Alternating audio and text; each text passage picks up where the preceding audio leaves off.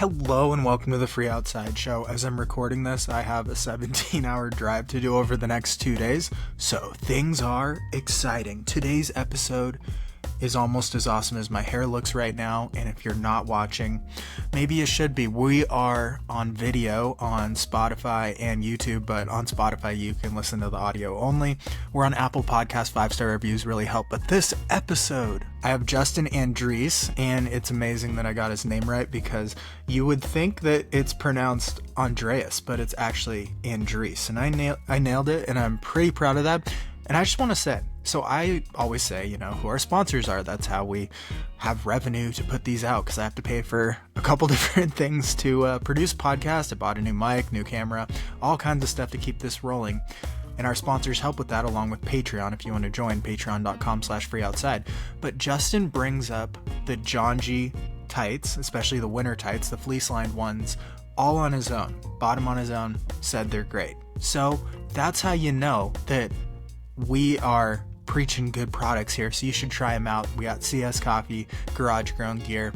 Poke around both their sites. CS Coffee's premium freeze-dried instant coffee that's like actually good coffee for the backcountry. And Garage Grown Gear is like a marketplace for small businesses, so you could lose yourself. They also tell the story of founders and the story of the companies on the Garage Grown Gear site. I think that's really cool. I actually wrote for them a little bit during the pandemic, so check it out. Maybe you'll find one of my articles. So Justin Andreas, I think I messed it up. Justin Andreas, I think.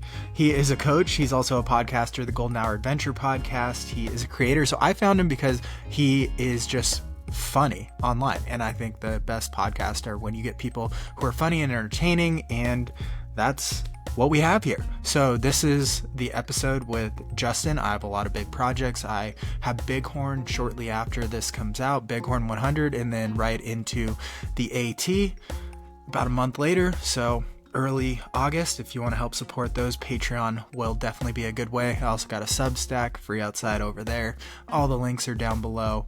Short intro, but appreciate you guys, and it's amazing the growth that we've seen. Any shares of this podcast, like your favorite episode, if you share that with people, I think it'll really help. And also, I just locked down the trailtmz.com domain, so we might have big things coming in the fall. But first, I have to do my pinnacle achievement of my life, walking from Maine to Georgia, which doesn't sound as cool as saying from Mexico to Canada, but it'll still be cool. And there'll probably be more running than I want to admit. I've been plotting out the route a little bit by walking through it, just on a couple different platforms, and just looking at some of the numbers. There's going to be some big days, some big vert days, and it's going to be very fun. The longest through hike I've done in the last 3 or 4 years has been a couple weeks long, so I haven't gotten away for the true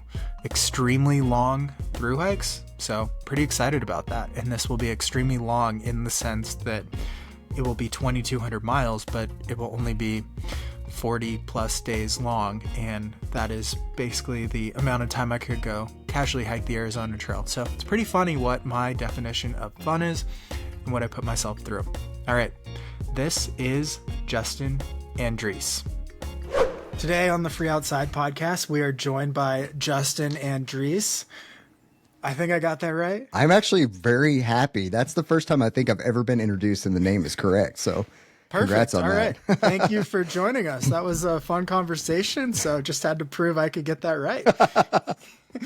Justin is a podcaster, the Golden Hour Adventure podcast. He's a coach, an ultra runner, and a creator, it says in your bio. So basically you're a hybrid athlete now, I guess. Yeah, I think so. I'll take that title. So I wanted to first start out with, you used to be a bodybuilder, I heard, and now you're an ultra runner. Are you like a couple left turns away from being a high rocks athlete? Well, I don't think I'm going to step that far. I did do the CrossFit thing for a little while, and I realized like how ridiculous that was. And I think High Rocks is just kind of a breed of CrossFit. So I don't think I'm going to go back to that. But yeah, no, I started lifting when I was, I'm in the military. I'm active duty Air Force. I got out of high school, joined the military right out of high school, started lifting weights pretty much immediately. And after doing that for about 10 to 12 years and, gaining a crap ton of muscle and was so fat that I couldn't even bend down to tie my shoes, barely passing a PT test, I realized that I needed to change some stuff. And so, traded one extreme for the other and jumped into running. And now, here we are. Yeah, I know. It was just funny to hear your background as a weightlifter. Yeah. I do coach a few of them. So it is a common pipeline, if you believe it or not. Yeah. And I think, my knowledge, carrying forward now that I coach, I have that strength background. So I understand, the muscle systems, and I understand how strength training really plays benefit to running. And so I think that's actually helped tremendously. Totally. Yeah. I think it's the scariest thing for a lot of runners is getting in the gym. So you're not going to get Arnold Schwarzenegger big. I promise you that. Yeah. And I think people are afraid they're going to be carrying around like some big old arms. And it's like, no, that's not the goal. And any good coach or trainer will have you on a program that's not creating a bodybuilder physique. For sure. So, okay. You have to eat a lot of chicken and rice for that. Yeah, just only protein shakes, caffeine protein shakes before everything. So I do not miss those days. Yeah. So this is going to come out right around maybe a little bit before I run Bighorn 100. So we're just going to pretend I've done no research or anything into it. And you're going to show off your coaching prowess of tell me what to expect here at Bighorn 100. Well, I think you got... Justin does a good job. He's also a coach, so we'll see. I think you got a lot of experience of what Bighorn is going to be at Cocodona. It's called mud. You're going to have a lot of mud at Bighorn. I've run the 100 myself. I have paced two other separate occasions. So I'm pretty familiar with the course. It's probably going to be hot. You living in Montana, I think you're going to be fine with the climb. The first initial climb, about 4,000 foot and about 4 miles. You'll knock that out. Then you got a nice downhill descent into Sally's, 30 miles, 17-mile climb up to the turnaround, and then just kind of cruise. The big kicker that a lot of people forget about is called the wall. It's at about mile 70. It's about a 3,200 foot climb, about 3 miles. I've heard of this. It's funny because I've coached athletes that have done Bighorn, but I've never been out there. So it's funny what you see, hear, and coach versus someone who's had the experience like yourself. Yeah, I think so a piece of advice is I'm more of a mid to back of the pack, and at Bighorn I was definitely back of the pack coming in with like 20 minutes to spare of the cutoff, but I just had such a bad experience early on in the race, and I had to problem solve for the majority of the time just to catch back up and be on time. But wet feet is going to be a thing climbing up that 17-mile section up to the turnaround at Jaws. And then when you flip back around, your feet are going to get wet again. So just be used to cold, wet feet, and I think you'll be fine. At Sally's, if you wanted to change your socks, usually the mud there's still a little bit of mud and water that you're going to have to deal with, but nothing compared to what you'll have to have climbing up from Sally's to Jaws. Yeah, it sounds like a brutal race because you have mud, often heat, and so that combo is rough because your feet are wet and tender and your body is hot and burning. So yeah, the year I did it, it was over 100 both days, and then we had snow and mud up top, and it was just like such a crazy combination. Everybody was in like puffy jackets, and I was so hot from the day that I was still just wearing shorts and a t-shirt, and I'm just like, I need my body to cool down.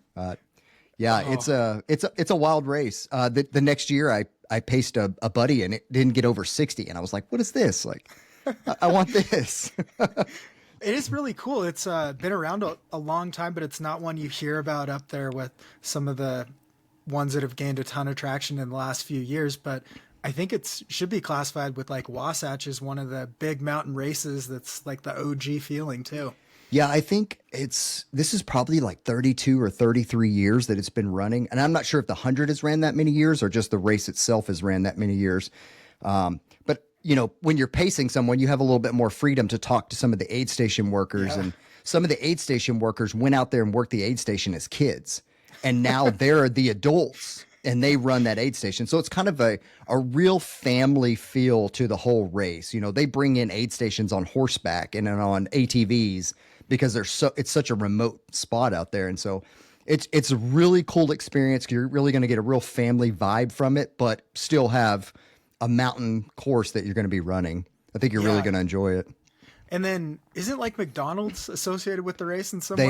They are. So I've had, breakfast at Sally's on the way back down. I've had lunch at, I forget the name of that. It's the 18 and the 82 mile aid station. I've had lunch there, both McDonald's hamburgers and French fries. So during an ultra, what a during sport. an ultra, right? I know, it's great.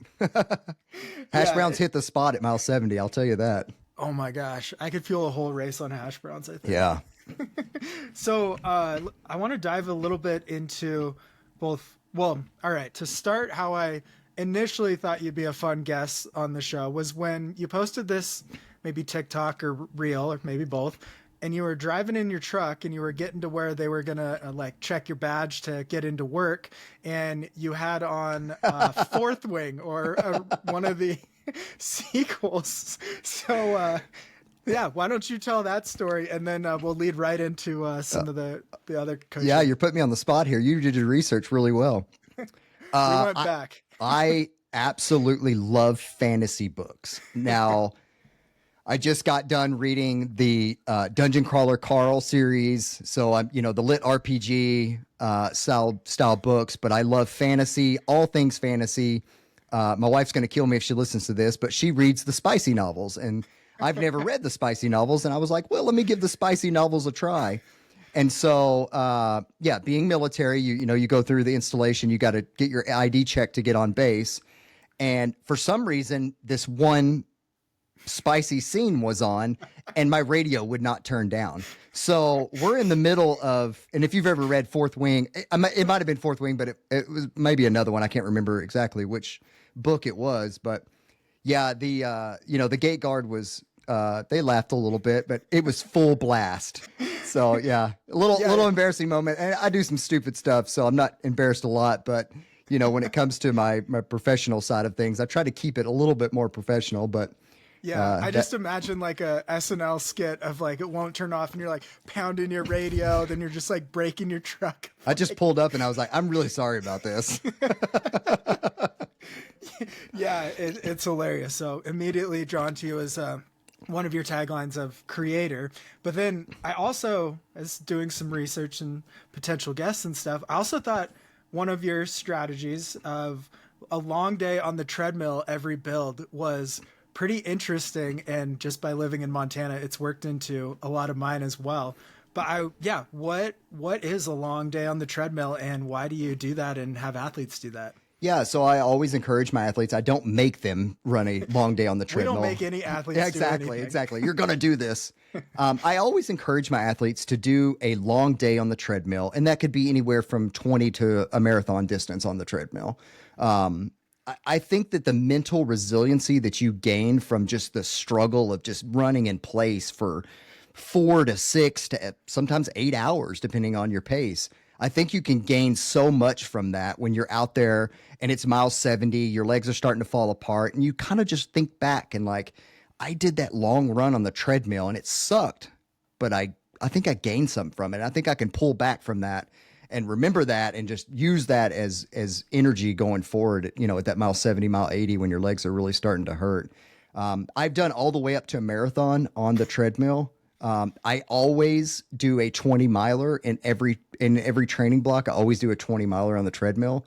Now I do have a 60-inch TV in front of my treadmill, and I have a Netflix going. So don't feel too sorry for me when I'm out there just grinding it away.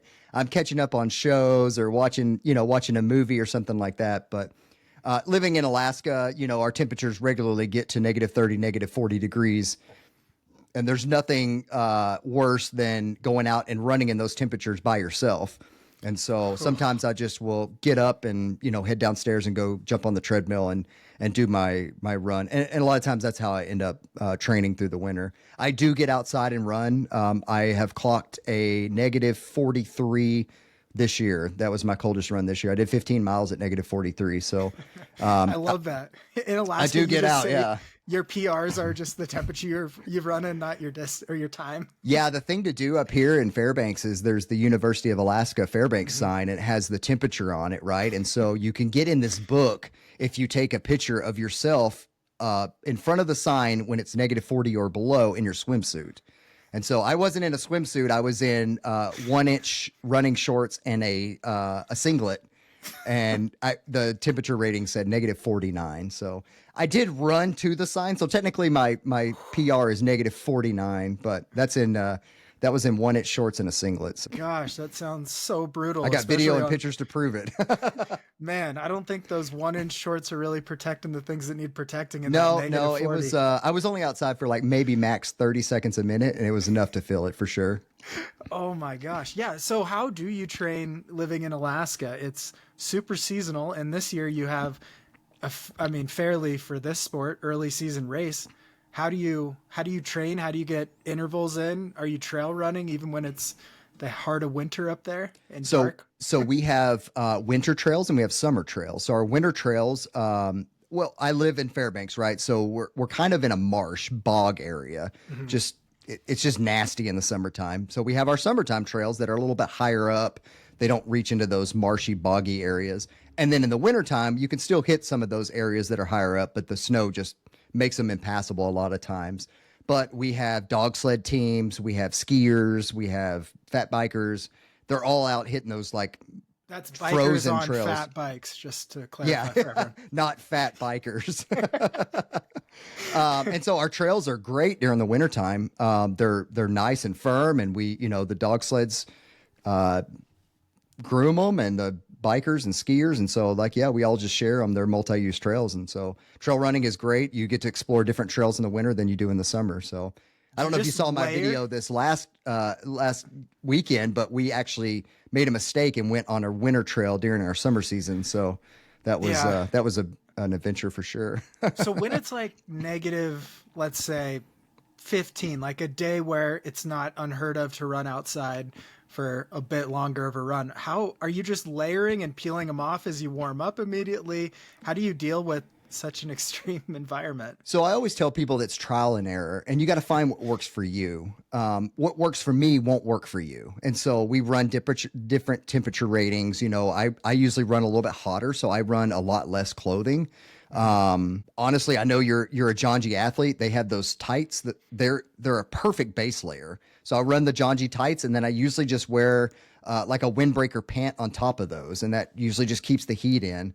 I'll wear a merino wool shirt with kind of like a pullover, like 3/4 zip, and then I wear just like a outer layer shell type thing, and that's enough to kind of keep me warm. -15 is really nothing, honestly. That's kind of an everyday, Once we hit December, it's -15 all the time. So that's 3 or 4 months of -15. It's the -40s. Yeah. That's when you really start trying to be careful. But are you just peeling off layers and like tying them to yourself throughout the run, or if you're doing like a speed workout? I've kind of I don't ever do speed workouts outside just because of the conditions. I don't like doing speed work outside. I will always do a speed work during the winter on the treadmill. It's just where I'm comfortable, and that's what I like doing. But yeah, your everyday, trail runs, your long runs, your weekday runs.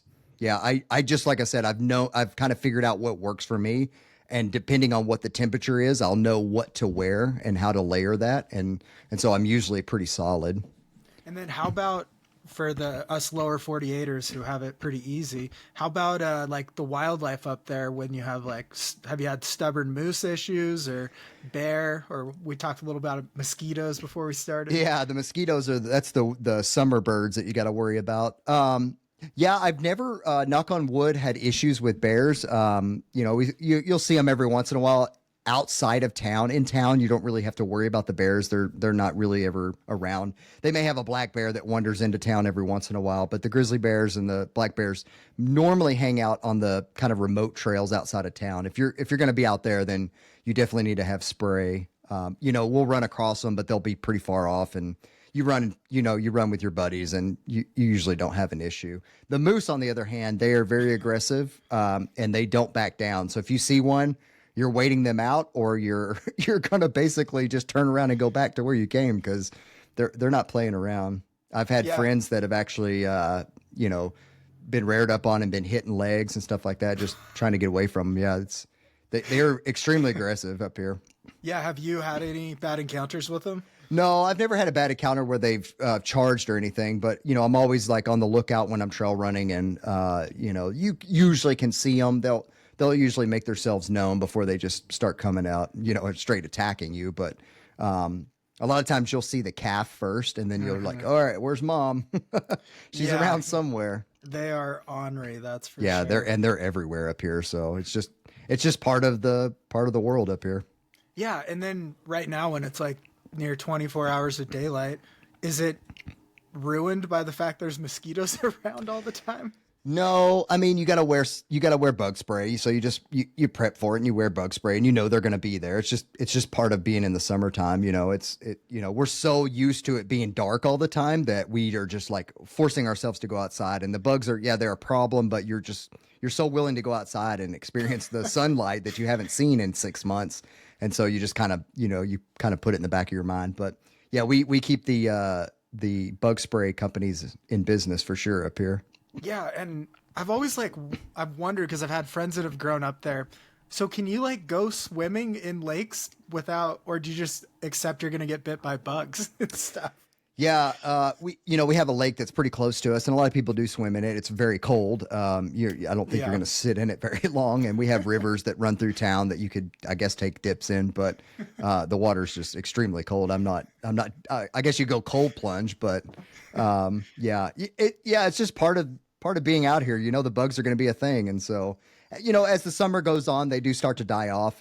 They're usually like a spring, early summer type bug, and then they usually die off after, July, August time frame. And then, and then September, it starts to snow again. So here we go. Yeah, I know it's pretty wild up there. But another thing I wanted to get into is I heard while doing some research that you finished during golden hour twice. What does it feel like to finish at golden hour?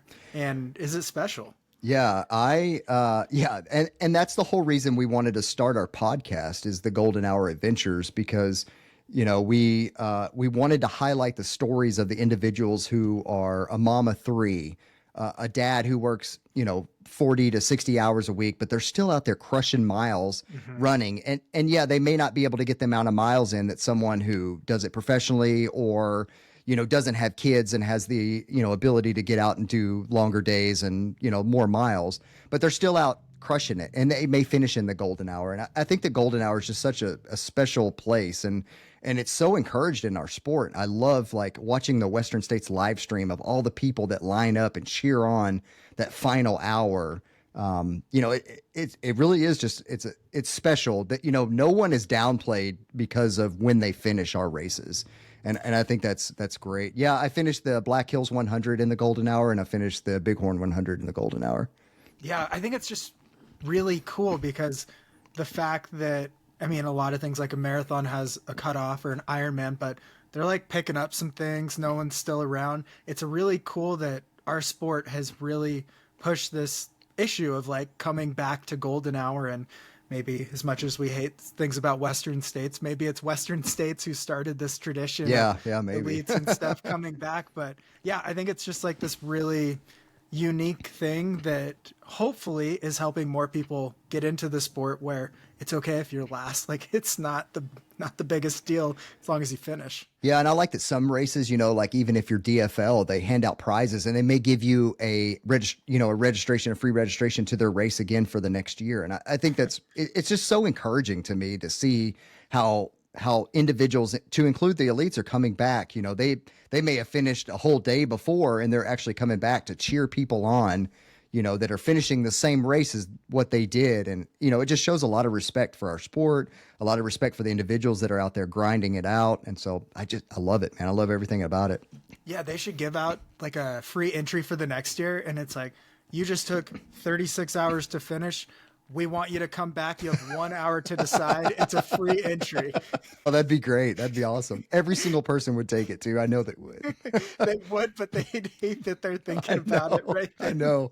I always say that when you finish, you just go through the most hell and suck when you're in a race. And then as soon as you cross that finish line, you forget about it. It goes away and you're just like, that wasn't that bad. I could do that again. I know if somebody gave me a free entry right then, I would take it 10 times out of 10. I promise you. Oh yeah, with the buckle in one hand, Yeah, you just exactly. sign up in the other hand. And my little golden ticket that's this big. Yeah, it's like a bronze ticket or something. Yeah, at that exactly. point. Here's your Yeah, DFL. I think that is the real beauty of it. And that's a big thing of what I like to do is try to write down what went wrong, and it's easier to remember what went right sometimes. Yeah. But what went wrong right after a race too.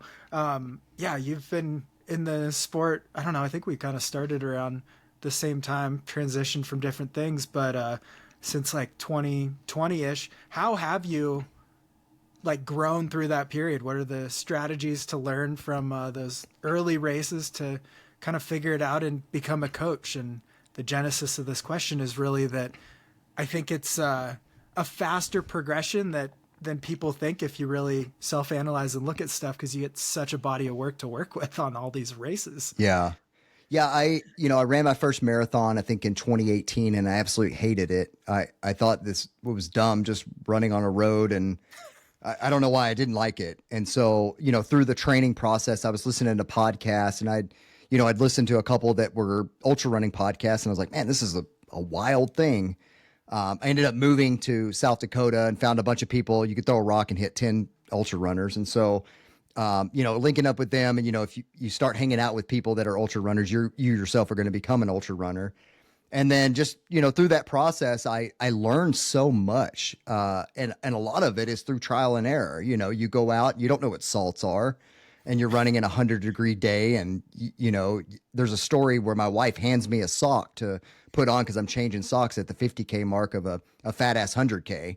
And I had no idea what to do with this sock. She handed it to me, and I'm sitting there holding this sock, and I held it for about 5 minutes before I'm like, I have no idea what I'm doing with this sock. But that's where was salt the issue there. yeah, salt was the issue. Yep. I needed salt. I had no idea. I was dehydrated. I was so low on sodium. It was it was a nightmare.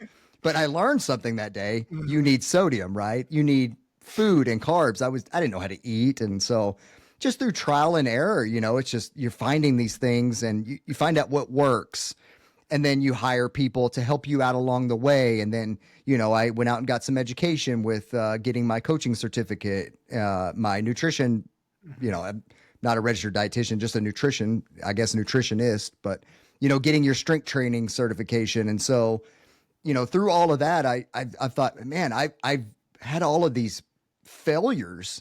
How can I help people succeed that are kind of in my boat? And so I specialize in trail and ultra running for people that are looking to get into their first ultra. Not someone, I do coach athletes that are podium winners, that stand up on the podium at different races. But I'd say a lot of my athletes are just your everyday people that have a job and kids and can squeeze in some miles here and there, and they go out and they crush 100-mile races.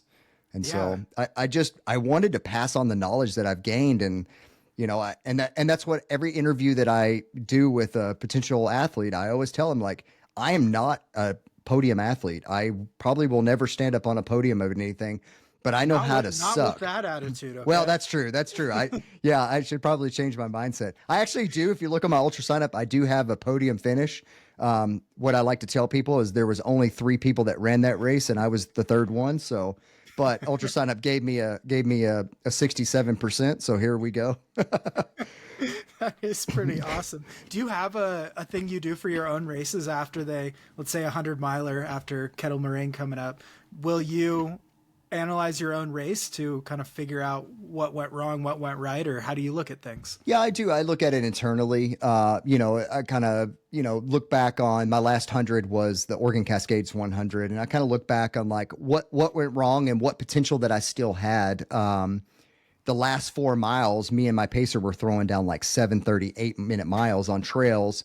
And then you had to do a lap around the track to finish. And I was looking at my watch doing 7s, and I'm like, how am I at mile 90? I think the race was at 99.5 or something like that. How am I at 99.5 miles and I'm throwing down 7-minute miles? Like, where was that potential at mile 60, 70 when I was like in my own mind in the middle of the night, in the suck, like, oh, I don't want to be out here, like kind of feeling sorry for myself. Like, how can I switch that mindset to not necessarily throw down 7-minute miles, but have the potential to throw down 10-minute miles when I'm, hiking it out, feeling sorry for myself and my stomach's upset. And so, I just kind of had an internal look at that. And just working through things. So like I've had a lot of stomach issues in some of my hundreds, just like pretty much everyone, has stomach issues, and so I hired someone to, help me work through some of those things. And so, I don't know where I'm going with that, but for sure. Yeah, no, I think it's, good examples on how you fix things or like find the problem of stomach issues. So you find a solution. And I mean, that's what ultra running boils down to, and why hopefully people love it, is it's problem solving in its purest form. It really is. We'll also do a podcast recap. So if all my races have podcast recaps. If you have your own platform, you might as well use it, right? Yeah. It's like your own therapy session there. Yeah.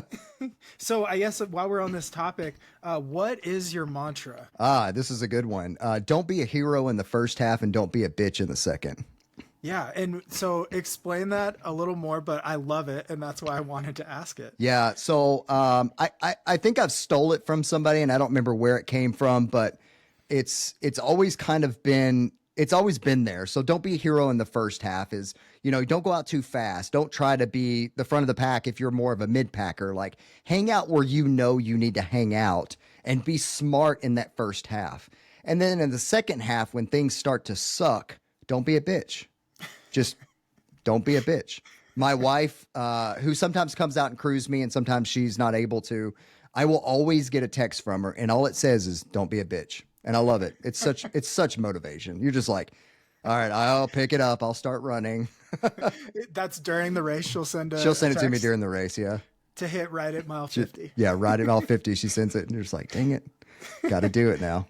Yeah. I think the mantra, whether it's that one or another one, I think mantras are just so powerful in just mindset framing. And I talked to Will Murray, who actually won a golden ticket, and he talked about how he practices the mantra or his mantras while training. And I just think the mindset side of this sport is why it is intriguing to so many people, and why it chews up and spits out so many people too that don't have a solid why. It's probably the sport where you need the most solid why. Yeah, 100%. I was doing my my longest trail run for this build. We were doing a marathon, on trails, and we sparkling water would just get me every time, but it's so good. We were doing a marathon on trails, and we did a 20-mile loop because one buddy was just doing 20. So we did a 20-mile loop, and we had to go back out for 6 additional miles. And so that's kind of where that don't be a bitch comes in. It's like, how easy would it have been for me just to get in my truck and drive home and be like, you know what? 20 miles is still a lot. 20 miles is great, but I had 26 miles today. I have to go out and get 6 more miles for this build. And so, don't be a bitch. Go out, get your 20 miles, 26 miles. Sorry. 100%. Yeah. And I think all those things in that I guess resilience or fatigue resistance is built in just every single run. Like, there's that decision to stop a quarter mile from home instead of, right at your door, or that decision to do that last interval rep or not. Or I find it the most in the gym when you're, you're going to do 3 sets of everything, but after that second one, you're feeling pretty ready to be done. Bulgarian split squats. That's where that's come in right there. Yeah, exactly. Where you're just meeting your maker every single time. Oh, hate those. Yeah. And speaking of 26 miles, we have a shared love of stopping our watch on 0.99, I believe. Yeah, I have always, when I got back to the vehicle, the watch stops. I'm not the run around the parking lot to get an even number kind of guy. I don't care. The watch is going to stop. And I've noticed on social media that it bothers people. And so now so much. I intentionally do it. And so I sometimes will stop it at 7.99 just to bother people. And of course I'm going to share it. And so I just think it's funny to troll people sometimes. Yeah, no, I think you got to get people going a little bit. Yeah. And then when you try to hit 0.99, sometimes the Strava tax makes it 0.98, and that's the saddest thing. Stupid Strava tax. Yeah, no kidding. Okay, I want to hear your 5K and Sandals story. Woo, that's a good one. Yeah, so they are running sandals. They're not, they were the little strap sandals. They weren't just like flip-flops, but We were sitting in a bar the night before a 5K, and everybody knows I'm a runner. And they were trying to see if they could find an advantage on me.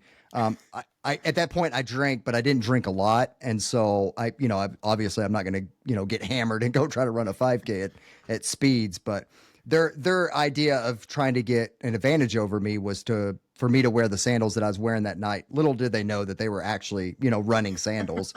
And so, yeah, I went out and threw down I think a 21-minute 5K in sandals and won. So I had to put that on the Strava that I once won a 5K in sandals because I did. So yeah. And what's their reaction? Were they just amazed you could? Oh, beat they them were like that? pissed. They were pissed because I kind of hung back for a little bit and kind of just got my groove. And I was talking to them and hanging out with them. And then at about like the 2 mile mark, I just decided to take off and. That's even better. It was to was bad. Sit and kick. I just so trolled fun. them for a little bit, and they knew what the deal was. But that is racing strategy. It's finest. Yeah, just yeah. sit back, feeling good, and then just go. just get that energy, get the warm up in, and yeah, about that last 2 miles, I kind of took off and just waited on. And then here's the bad part. I went back out to find them afterwards. So not only did I finish the 5K like probably minutes before them, but then I went back out and found them and ran it back in with them. And so I love it. Yeah, that's amazing. Like running next to him, clapping for him. Yeah. Just really rubbing You it guys in. are doing great. You're almost there. Yeah, teamwork right there. That's camaraderie at its finest. For sure. So is your top or is Top Gun your favorite movie? Just because Air Force, by the way. No, not at all. I mean, I've watched it. I thought it had to be. I mean, I played volleyball on the beach with my shirt off before, but I mean, let's be honest. I'm a firefighter, so I don't fight jets. I fight the fires on them. So our job is a little bit cooler than flying fighter pilots. I mean, I was going to ask if you've ever flown upside down in a plane, though. No, I mean, I've been upside down many a times, just not in a plane. Thankfully, no. I'm a firefighter, so we don't get to go out and have fun like that. And then other random question I had: what is the Air Force like physical fitness test, like the running portion of it? Yeah, so the standard test is it's as many push-ups as you can do in an hour, in a minute. Yeah, in an hour. Yeah. Oh my gosh. Yeah, that'd be awful. Ooh. As many push-ups as you can do in a minute, as many sit-ups as you can do in a minute, and then a 1.5 mile run. And they're all based on your age, whether, you get 100 points or I think you get 10 points per push-ups, 10 points per sit-ups, and then 80 points for your run. And so the push-up, sit-ups, the older you get, the less you have to do. And then the run, the time gets longer. And so. Okay. And you've hit the standard every year? I mean, that's yeah. I mean, embarrassing if you didn't. Yeah, it is funny because like I tell people, all of the guys that work with me in the fire department, I always tell them, I'm just like, I will buy you a steak dinner if you can beat me at the PT test, and I've yet to buy a steak dinner, so wow. I have to stay on top of my game, or I'll be out there handing out steak dinners. So yeah, that's motivation. One day, just everyone's gonna beat you, and you're just oh my gosh, I'm getting out at that point. That's the time to get out. Got to hit that retirement button at that point. Yeah, totally. I think then it's time to move into coaching full time. Yeah. That's how you know. Okay, I had a few kind of quick hitter or random things that we had in common, but I thought we'd just impart some wisdom on the people because I heard you did these as well, so we could just talk through why. But first, we're going to start with the contentious one. We both, I think, got screwed by Spring Energy for years. So. Oh, yeah. Yeah, we did. Yeah. You remember I talked about how I had a bad situation at Bighorn and I had to work forever to come back from it. At mile 30, I was throwing up, and I didn't know until years later the reason why, but I was eating a gel every hour, Awesome Sauce Spring Energy, thought I was getting 48 grams of carbs, like not moving fast. I mean, yeah, maybe looking back, that was a little low, but I'm still eating off the aid stations. Well, I was eating 15 grams of carbs, not 48 grams of carbs. And so you're having 60 calories an hour. Yeah. So no wonder I'm throwing up at mile 30 and had to death march all the way up for 17 miles to regain some ounce of energy to be able to turn around. I did negative split, so I'm pretty happy with that. But I mean, that doesn't show much when you walk for 17 miles. So yeah, that's probably because you switched to something else at the aid station. I was still eating awesome sauce, but because I didn't know, obviously. I'm just like, yeah, I got to eat these awesome sauces. These things are 48 grams. So, yeah, I did a whole two cocodonas on spring gels, mostly awesome sauce. And looking back, it's just like, oh yeah, of course. Like that just throws everything off to get 1/3 the calories. Every time I get the opportunity to troll them, I do. They blocked me now, so I can't tag them anymore. But I used to tag them in all my troll videos. So I think it's they got the unfortunate. award for like worst PR or something for the. I can't believe they're still in business. Honestly, like who still buys their stuff after they did us how they did us? I think the feed bought them actually. So the feed bought them as a brand. I did not know that.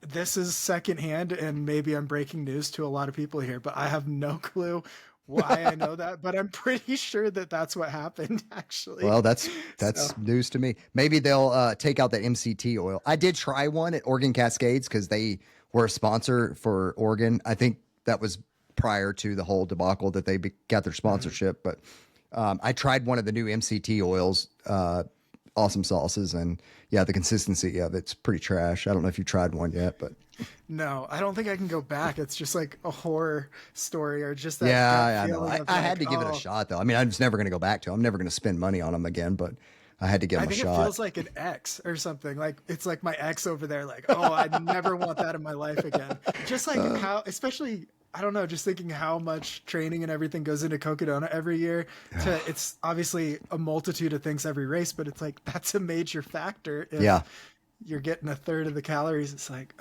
never want to mess with that. And the amount of money you spent too, and it's just like it was like $5 a gel. I know, for a 50-mile race for 15 carbs and 60 grams or 60 calories.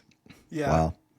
All right. Well, our next topic is teeth brushing during races. I have always said this since my FKT days and stuff, that it is like the most magical thing out there. Probably in, I don't know, maybe past 12 hours or so is when I start the teeth brushing routine.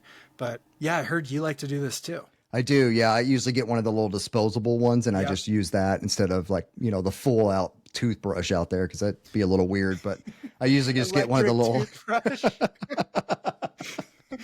While you're running just like somebody. Like, what are you doing? Like, I just got to get all that film off of my teeth. But that would be so funny. Yeah, you gotta make a video of that. That would actually that actually is a great. Yeah, that's a great. I eat a lot of mints. I have a problem with like dry mouth.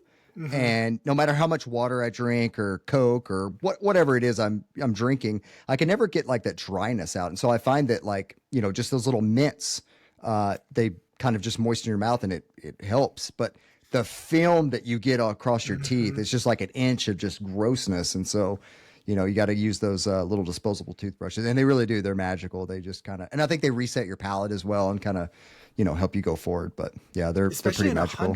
In 100 too, I always think maybe after 18 or what would be a normal day, you just like brush your teeth and you can almost reset and pretend it's morning again or something. Yeah. It just offers this freshness feeling that, I don't know. I think now that we've uncovered so many things, like you have to fuel properly and you have to hydrate properly and sodium, I think the next tier is a lot of these like mental tricks and things, or I don't know, there's definitely mental coaches as well, but teeth brushing, high up on my mental list. Yeah, it definitely is. It's a reset for sure. Yeah, exactly. So you're in the midst of a taper, I assume. What does a taper entail, and do you get the taper tantrums? I don't get the taper tantrums. I am a weird beast that loves the taper. I love it. I don't know why. I get a lot of people love the build. Mm-hmm. I love the 6 to 8 weeks out build. I hate the 6 weeks up to kind of what you call peak weeks. Mm-hmm. I don't like those. I get in my own head. I get aggravated. I get really emotional. And my builds aren't that big. I think for my biggest week, it was like 68 miles. And so, I'm not throwing down huge miles, but for me, that's a lot of miles. And so I kind of get in my own head on that, and I just get really emotional with myself, and I have to tell myself that like we're coming out of this. And so I have a coach, and we've talked through things, and I you're like, all right, I got to back my miles down because I just can't handle all the stuff that I'm having to do. And I start stressing myself out. And that's not what it's about for me. It's about, this is an enjoyment. I love going out and training and racing. And if I'm not enjoying it, then why am I doing it? And so I would rather go in a little less prepared, but enjoy it rather than going in, knowing, oh, I ran this many miles, so I'm good. But, I'm emotionally in a wreck because I can't handle it. So I welcome the taper, and I love the taper because I somewhat reset myself and I come out of that emotional state, and it helps me emotionally prepare for the race. And I think I go into the race a little bit more mentally prepared than I would had, obviously you're going to taper, but had I just come straight from big builds to the race, I wouldn't be mentally prepared for it. Totally. Okay. I know it's a different side of what other people like. Normally people love like the big mile weeks. Like everybody loves that. It's like, to me, I'm just like, I don't necessarily regret it, but it's just like, I'm an extrovert. I have to run with people. I gain energy off of people. Mm-hmm. And if I'm going out, I started this build in January, and, a lot of these miles are at night, they're in the dark by myself. And so that just really mentally fatigues you. And during the week, a lot of times you run by yourself, and then weekends I'll get out and like, I'll fill my cup up with, with friends as we're running together. But yeah, just, sometimes you go out, you got to go out and do those 20 milers by yourself. And that mentally fatigues me. And so I really welcome the taper, and I love it.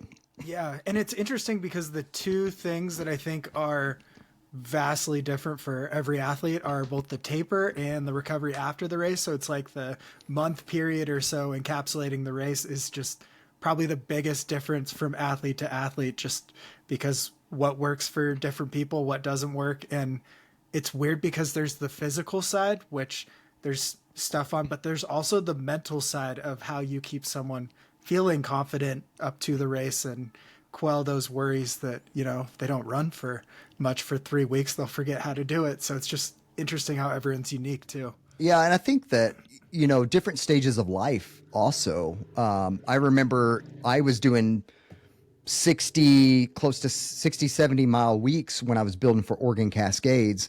And, I handled it, I thought, pretty well, but I didn't have a baby then. I now have a baby.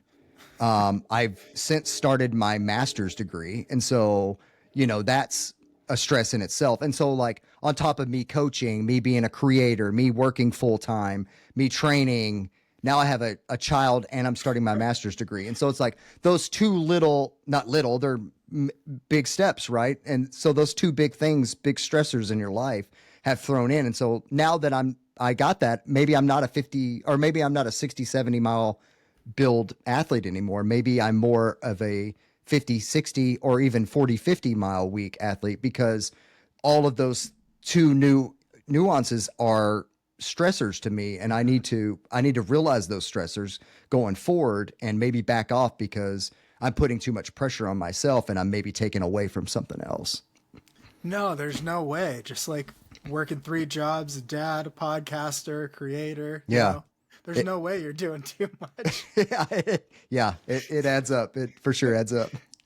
All right, I got 2 more topics here. So first is just the simple question: why is trail running fun? This just came to me on my run today, and it was like, I think I want to ask it. I always had this thought, and anytime that I go out with people that maybe not trail runners, but they dabble. I have a really good buddy he's primarily a road runner, marathoner, but he loves trail running too. And so we go out, and I'll take him out to some of these places. And I always had this thought, and I always ask him, I'm like, how many people do you think have stood right here? And so I always joke that I have Chevrolet legs because I don't, a lot of people out here in Alaska ride ATVs and 4-wheelers, and I don't have an ATV or 4-wheeler. I let my legs take me where I'm going to go with my Chevrolet legs. And so we go out to some of these real remote places, and we climb up some of these mountains, and we're up in like just some of these real remote places. And I'm like, how many people have stood here? And I just think the joy of being able to do things on my own 2 feet, on my own power is just, it's so cool. And the ability of my body to do that. And I know not everybody is blessed with the capabilities of being able to handle that. And so like, I don't discredit that, and I take advantage of what I can do with my body. And it's just like trail running is so fun because, yeah, you're getting out, you're getting a workout, but you're being able to see things that nobody else has probably been able to see. And so I just think it's really cool. Me and that buddy, we volunteered at this race called the White Mountains 100. It's a run, bike, ski 100 miler, and it's pretty much a self-supported race. There's 3 aid stations through the whole race. Well, there's 4, but one of them's kind of like a little tent check-in point. But so there's 4 aid stations through the whole race, right? And so they're 20 to 25 miles apart. So it's a self-supported 100-mile race. I did it last year. But this year I went back out and volunteered, and then we went up and climbed a mountain and kind of saw the scenery of the land. I'm just like, man, how many people have stood right here and been in this spot and just overlooked all these, these valleys and these rivers, and just a cool area and cool place to be, at that present time. And so I just love taking it in. Mm-hmm. I could talk about trail running all day. Yeah. And I think what I like is the freedom, which kind of goes along with that. But even if someone can't trail run or run at all, even just like leaving your phone and your watch, and I try to take a month a year off Strava and tracking stuff too, just so you don't think about your pace. But even if you can't trail run, like go walk around your city for an hour and just let yourself wander wherever you want. I think that is such a cool thing that we get to do, of like, I'm going to run for an hour and then end up back at my car. But every trail intersection, I can kind of decide which way to go. If I want to walk a little, I can walk. If I want to run up a hill, I can run. I think it's like a playground where there's not millions of people or anything like a road marathon or road running to watch or judge you, or for say sure you can't pee in the bush or something. Yeah. I do more in the bush than pee, but it's yeah, when you're wearing those John G tights. Yeah. All right. The last thing I wanted to get into was, what is the power of having a coach? And as a coach, why do you have a coach? And I thought we'd just have a little chat on the benefits of having a coach here. Yeah, that's a good question.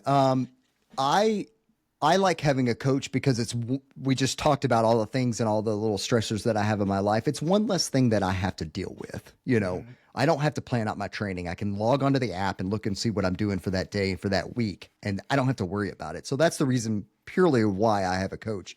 I have a lot going on. I'm privileged enough to be able to afford a coach. I'm going to hire a coach because of that. Mm-hmm. But I think a coach can really help direct you in the right path of what you need to take when you're kind of navigating this ultra running thing. And so even if you're an experienced ultra runner, like having a coach to help navigate you, things that you may not think of doing, I think once you're experienced in this sport, you could probably self-coach yourself, or if you're a coach yourself, you can self-coach. But I think that the pure navigation and the emotional support, a lot of people forget about the emotional support of a coach. Having someone that has been through it, and that can understand what you're going through.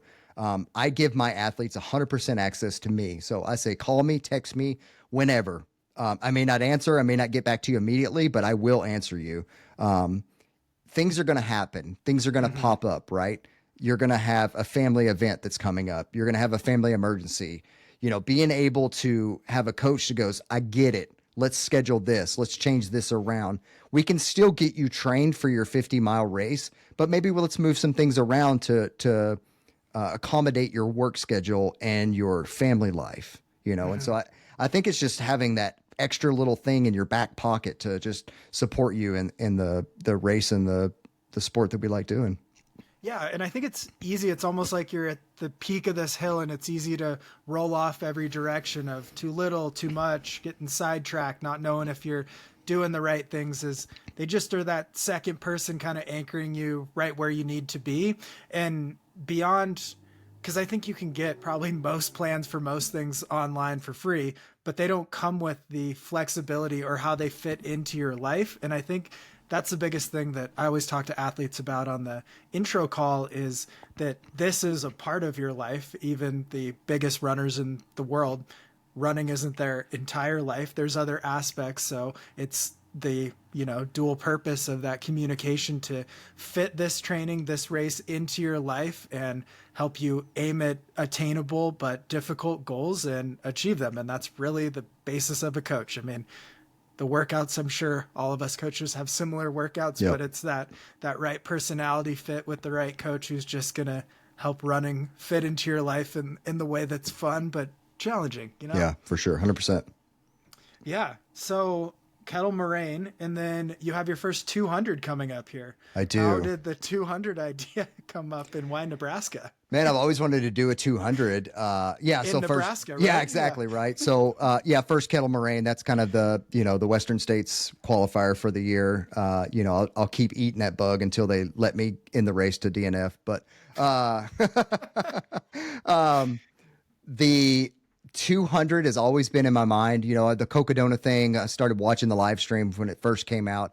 I was actually supposed to run this year. The whole plan was to save up for an entire year to be able to afford the race.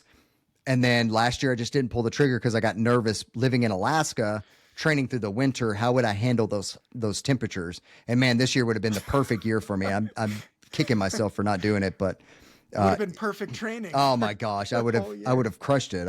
It would have been insane. I would have been like, I'm wearing shorts and a t-shirt. Let's go. But yeah, so I've always wanted to do a 200, and Chase and Casey Hammond are the race directors for the Cowboy 200 in Nebraska. And they are just the greatest people there are. They care about everyone that runs their races. They're a mom and pop shop. They have a handful of races. But they care about every single person that enters their race. They set up Facebook groups for every race, and every time somebody registers for them, Chase looks up some information on that individual and then says, "Welcome to the Cowboy 200, Justin, coming in from Alaska." And then it gives you a little bit about like me. He's ran this race and this race. So he actually really cares. He's out there cooking hamburgers at mile whatever of the race. And so they're just great people. And I really just wanted to support an organization that really cares about the runners. And so the Cowboy 200 is what it is. There's 1,000 foot of gain for 200 miles. So it's a flat rails to trails that I'm going to go have fun with for 200 miles. That'd be amazing if the 1,000 feet is all at once. Oh, that would be great. Like you just go up this massive hill. Unfortunately, I don't think 99. The last mile is 1,000 feet or 199. Unfortunately, I don't think that's the case. No, me neither. I don't think. I think you could see the finish line from the starting line. Yeah. Wow. Okay. Yeah, it's flat. So yeah, and then before I let you go, what's a quick? What's the podcast about, real quick? Golden Hour Adventure Podcast. You kind of mentioned earlier, just more everyday people, but cover bigger than ultra running too. It's spans multi-sport, it sounds like. Yeah, we do have multi-sport athletes. We originally started the idea on not being a running podcast, and we've kind of molded into being a running podcast. But our tagline is everyday people doing extraordinary things, and that's exactly what we wanted. Like I said earlier, is like we want the mom of 3 or the dad that works 60 hours a week who's still out running or going out and crushing big things. So we've had FKTers on, we've had ultra runners all the way from podium finishes to DFLs. We've had professional bronc riders. We had someone who lives in Utah that hikes with their kids, and their kids have actually hold state records for climbing the highest mountains in Utah. But they started hiking with their kid when they were like 4 years old, and so it's just these everyday people that are out crushing things, and like I just want to hear their stories and tell their stories. And so yeah, that's what it is. It's been a fun project. In September we're coming up on 3 years, so put an episode out every Monday. Yeah, and if people want to listen to an episode and give it a try, what is the best episode? Oh, you got me on that one. We have I can see the gears going of like, is there even a good way to answer this? I don't know the episode exactly, but we had this guest on. His name is Fairweather Steve. He's he used to ride for the Air Force team on cycling. He does these big cycle like Unbound. He does the big events, but he's also an ultra runner too. So he's kind of that hybrid athlete, I guess you would call. But he's got such a funny story that happens in there. It involves chafing in his in his region and the ways that he handled. I won't give it away of what he does, but oh yeah, they gotta listen. We laughed for about 15 minutes during the podcast. So Fairweather Steve, go check out his podcast. But all the podcasts are great. There's some really good ones out there. Awesome. Yeah. Thanks for joining. And what's your handle on social media? I'll link it below too. Yeah, if you want to follow me on Instagram and or TikTok. Yeah. That's how you got to say it on Instagram. Yeah, So you still, we are millennials. If you guys can't tell, follow me on TikTok. Follow me on that clock app. Yeah, running in stash. So I wanted to, be running in style, but I don't have style, but I have a stash. So it's running in stash. Awesome. Thank you. Thanks for listening to the show. Support our sponsors, like, subscribe, 5-star review. We love subscribers on YouTube. Leave a comment over there. It helps engagement. We got a Instagram page for the Outside Podcast. I put out fun clips. I actually put a lot of work into them because what I do is when I have like a workout at the gym and I'm doing like a cycling warm up, I'll spend the 20 or so minutes on the bike, literally just making a reel from clips. All right. Thank you for joining. Give the Golden Hour Adventure podcast a shot. Justin told us his favorite episode, so we should all go listen. All right. Thanks, guys. Stay elite, my friends.